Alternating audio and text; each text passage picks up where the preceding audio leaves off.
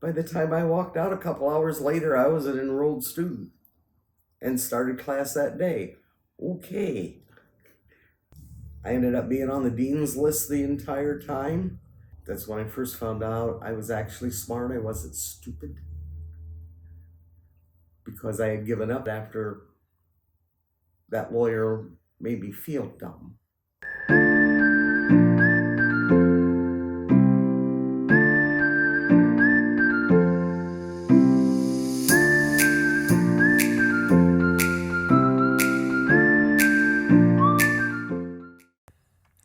Welcome back to Everyone Has a Story. True tales from everyday life. We're so glad you're here. This week's part 1 is about an amazing Native American elder, Disawin. More precisely, Bibad isawin Manit, spirit of life, nature as it was intended. She always dreamed of becoming a lawyer, but was confronted with the old school mentality. Women couldn't be lawyers. So why not try to be a law clerk or a secretary, little lady? Well, at age 39, she began college while continuing to work to ensure that she had a retirement income. She's always lived by her motto, don't let fear hold you back. Now, part 2 is coming soon, and it documents her path, her life calling as a leader and a guide for her Shawandasi people. This is Tribal Elder Bibad isawin Manit Disawin and her spirit of life. Another true tale from everyday life.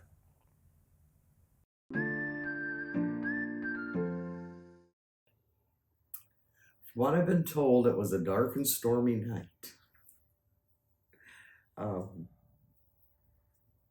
Supposedly, my mom didn't know she was pregnant with me till she was 7 months along. Doctor said she had a tumor and they were going to operate. She had a dream the night before surgery. You better check for something else.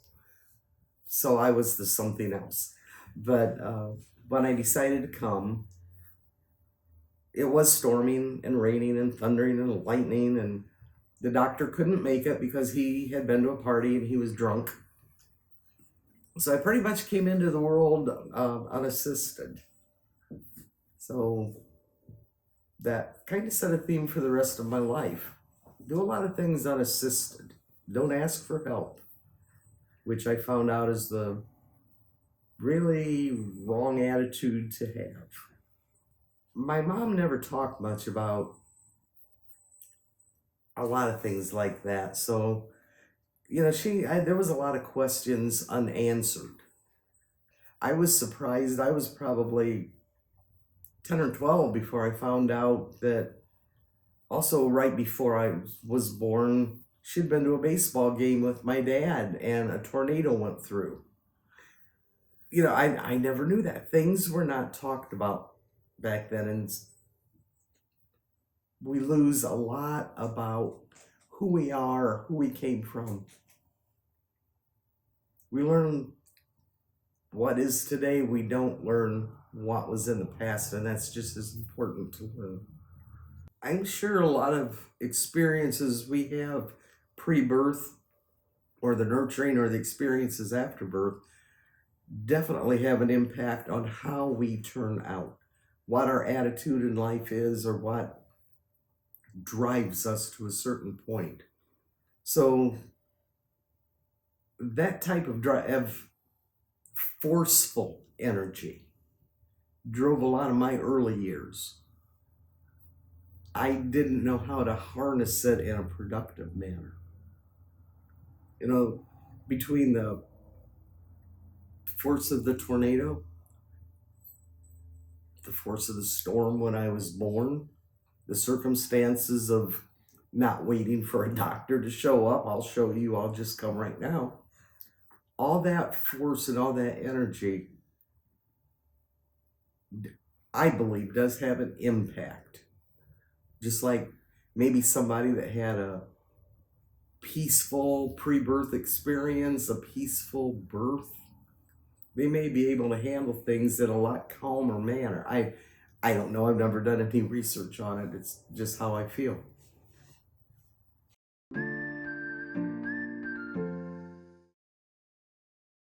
When I was younger and trying to decide what I wanted to do when I grew up, I had always decided I wanted to be a lawyer. Maybe part of it was because I like to argue. I don't know. One time when I was in junior high, they had a jobs fair day, and there was a typical looking lawyer in attendance, an old man, white hair.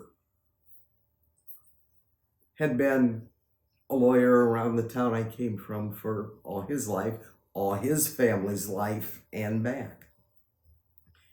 But Mr. Zimmerman was giving his opinions and talking to people. There was myself and another girl there that day.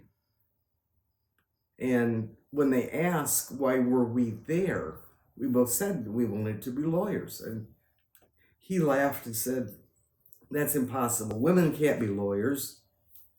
You can be a legal secretary or something like that, but definitely not a lawyer." But after he said that,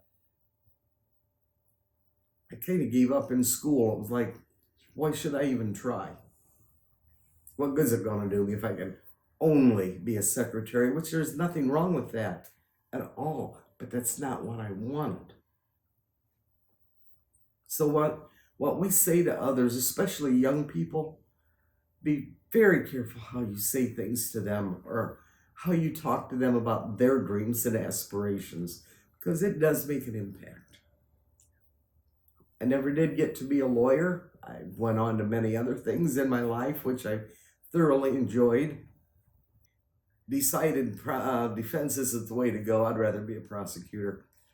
So, as with a lot of things in my life, I still don't know what I want to do when I grow up, but one of them would be to be a prosecutor.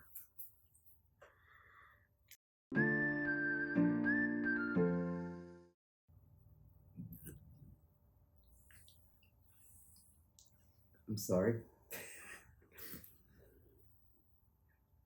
Yeah, there was an incident when I was about around 5 years old with my one grandmother, and I still don't regret doing it, even though I paid heavily for it. She was a very strict grandmother, and expected when she said something, you better do it now. Well, my mom had went hunting. My dad, I don't know if he was at work, if he had went hunting also, but Grandma was there that day at the house watching me and my younger brother, who was 4, going on 5. And at the time, they used to put these records on the back of cereal boxes that you cut the record out and you play it, and it was Davy Crockett. And I'm sure easily we probably played that thing 20 times in a row, if not more. Marching around being Davy Crockett and singing with it. Well, Grandma was sewing new aprons that day. And she kept telling us twice to stop and be quiet. Quit playing that. Again, probably part of the tornado force. Nobody's going to tell me what to do, and I want to play it. And we kept playing it. And finally, she got up and she ripped that thing off the record player and tore it up. And both of us had to go to bed for a nap right then. Well, that didn't set too well with me either. And somehow, I don't know how, I got a hold of a pair of scissors and cut all the strings off of her brand new aprons. And when she found that, Grandma wore me out. She was extremely mad, and I know I was disobedient and probably deserved the punishment I got, but at the time it was not hurting anything. Just let me play my record. And no, I still don't regret doing it.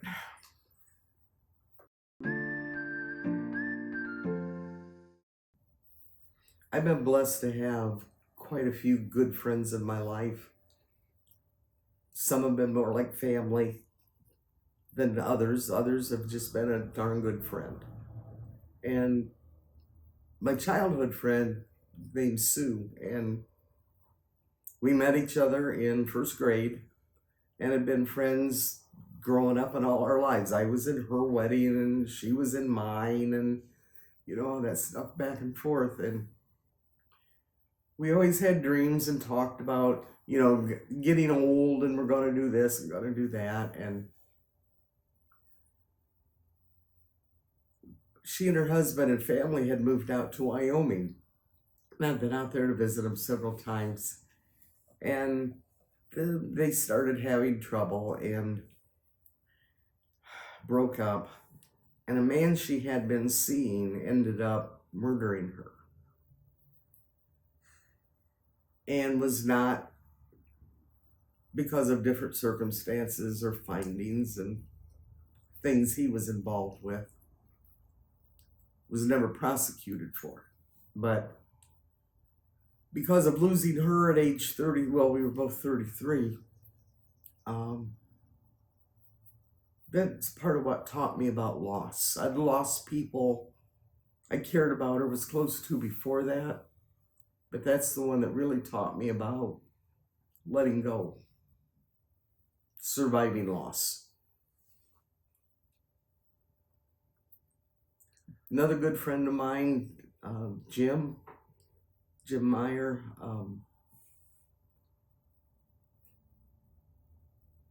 we were an awful lot alike, probably too much alike. We wouldn't have been good together.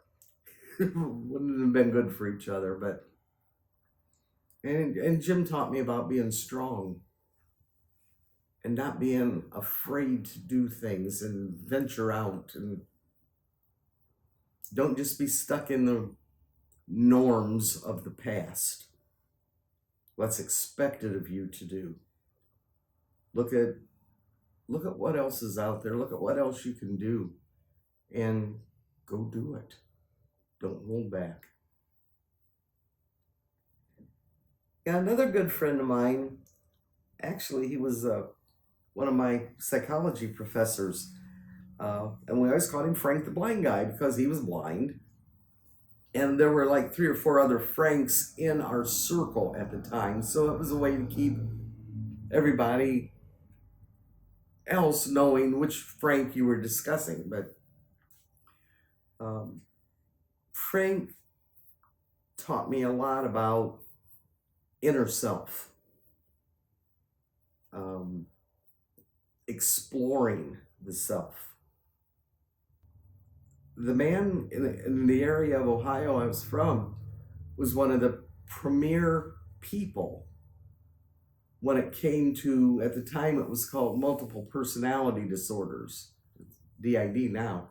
But Frank was one of the ones that other professors and other psychologists would reach out to for information and findings on that. And he's blind.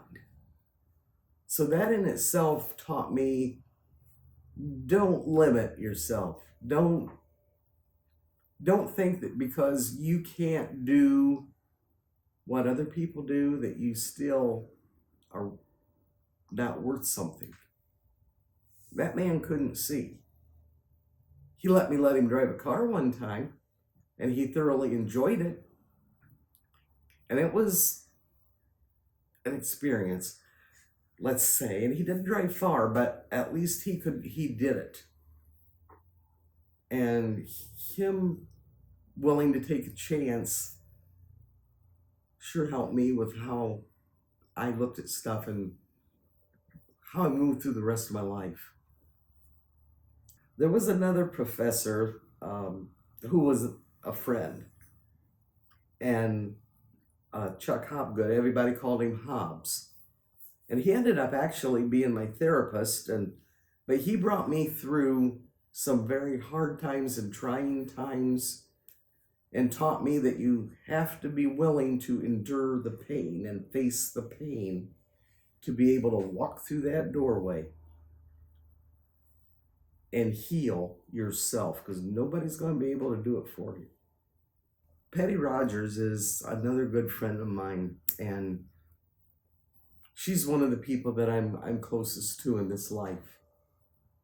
And again, we had many adventures together, and there was one time we'd both been out partying, and it was winter time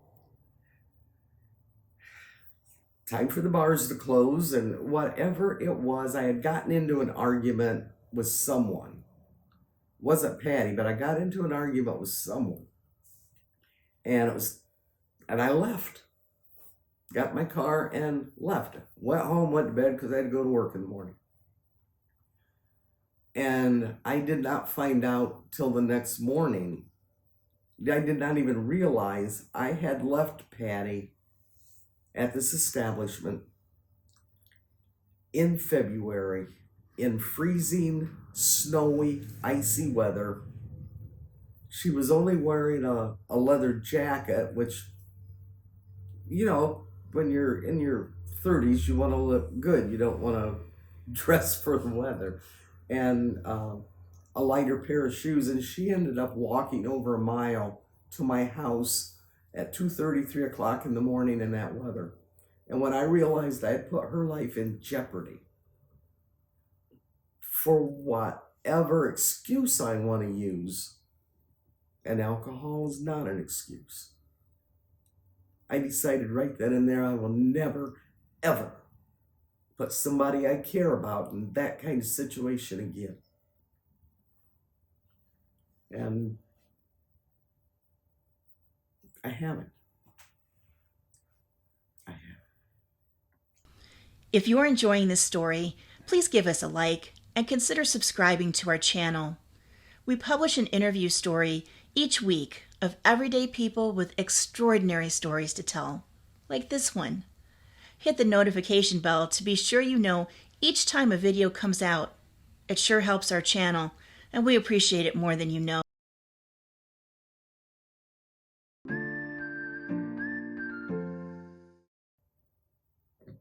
One of my grandfathers, my maternal grandfather, well, he was married to the grandma that I cut her apron strings off. He was the fun grandpa and always did stuff with us kids and playing around. And he used to like to have the kids fawn over him, you know, comb his hair and do different stuff. And he had gotten an electric razor. I was probably about 8 years old, and he enjoyed letting the grandkids give him a shave, you know, and he'd say, come and give me a shave. And then he'd take a little nap, a little doze off while you're shaving him. So I'm shaving away, and he had told me to trim up the back of his neck a little bit after I gave him a shave, which I did, except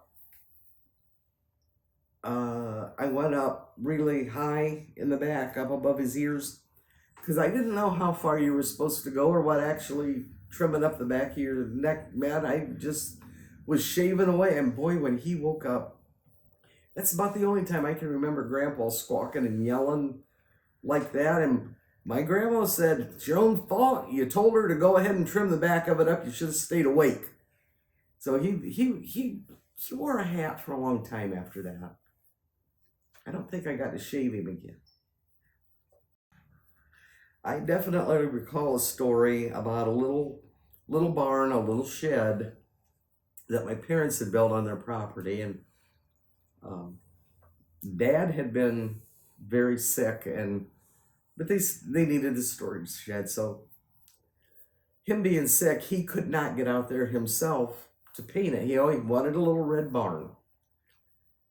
But my mom decided she wanted a white one, so it was white until Halloween that year. And my siblings and I decided, well, you know, Dad's sick.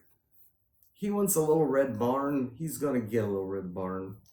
So we all got together, and on this one night, a couple went and distracted her. The rest of us went down to the local bargain store and bought the cheapest red paint we could find. Snuck out to the little shed a lot later that night on Halloween night, but in the darkness of night, in the rain, we painted that shed red. The next morning, we all got a phone call from my mom squawking about how I've been vandalized, my shed. And so of course, we all had to rush out there and feign shock and disdain for what happened. And the whole time we're going, please don't let her find out, please don't let her find out, please, because there would be hell to pay. My dad was thrilled. He had his red shed, and that's all he cared about. It eventually got painted white again, but hey, he had his shed for a while, and we never got busted.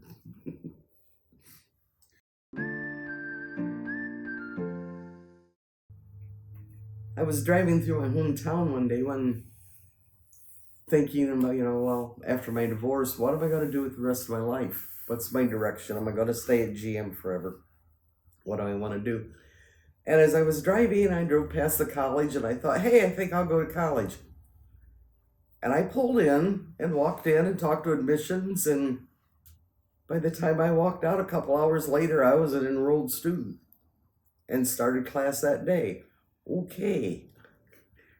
Now, like I said before, I always wanted to be a lawyer, but my interest had changed over the years. And I wanted to be a therapist. I ended up being on the dean's list the entire time. That's when I first found out I was actually smart. I wasn't stupid.